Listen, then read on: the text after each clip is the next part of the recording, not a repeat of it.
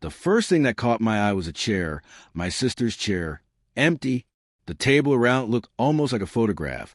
Too neat, too arranged. The good dishes were out. A roast sat untouched, and forced smiles hung across every face. My mother's hands shook as she poured wine she wouldn't drink. My father chewed methodically, each bite looking like it took effort to swallow. When I finally asked, "Where's Claire?" no one spoke. That's when I understood. This wasn't a family dinner.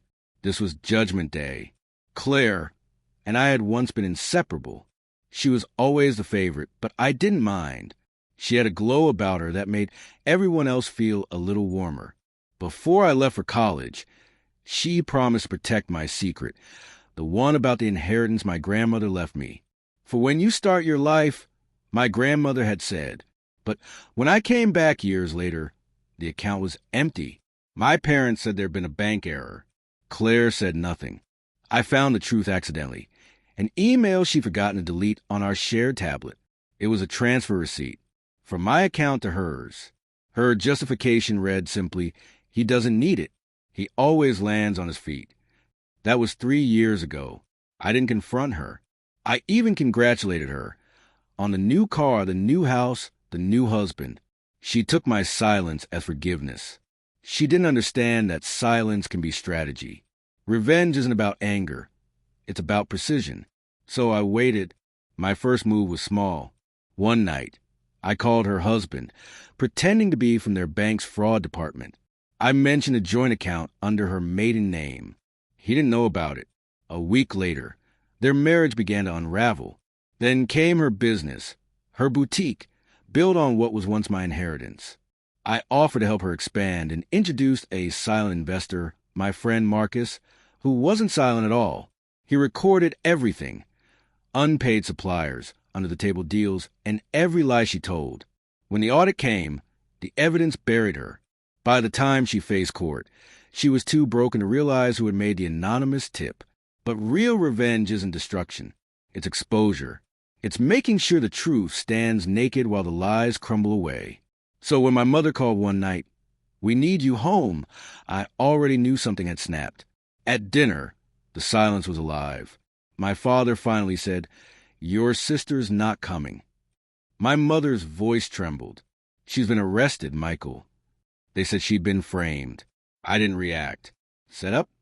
I asked quietly. They nodded, desperate. My mother looked at me, searching my face for denial. I gave her none. I looked at that empty chair and saw years of excuses.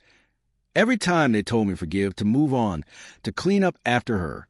They had raised her to believe she could take whatever she wanted. They raised me to fix it. I just stopped fixing. And they still didn't know everything. The inheritance wasn't the only theft. Claire had forged my name on the boutique's mortgage, the proof that made the fraud charges stick. The evidence that convicted her was the same evidence she had created years ago to protect herself. I didn't plan it. I redirected it. It wasn't betrayal. It was balance. Her empire, her husband, her home, all of it collapsed under the same silence she once mistook for weakness. When my mother finally broke and shouted, "How could you just sit there?" I gave her a polite smile. "You taught me not to interrupt during dinner."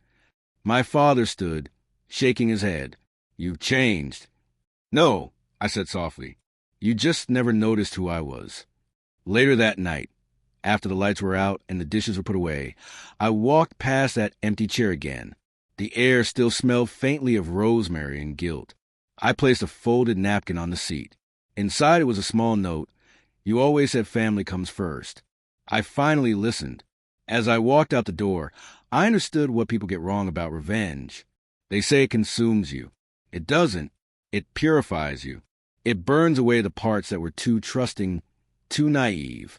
And when the smoke clears and everything is quiet again, you finally see yourself.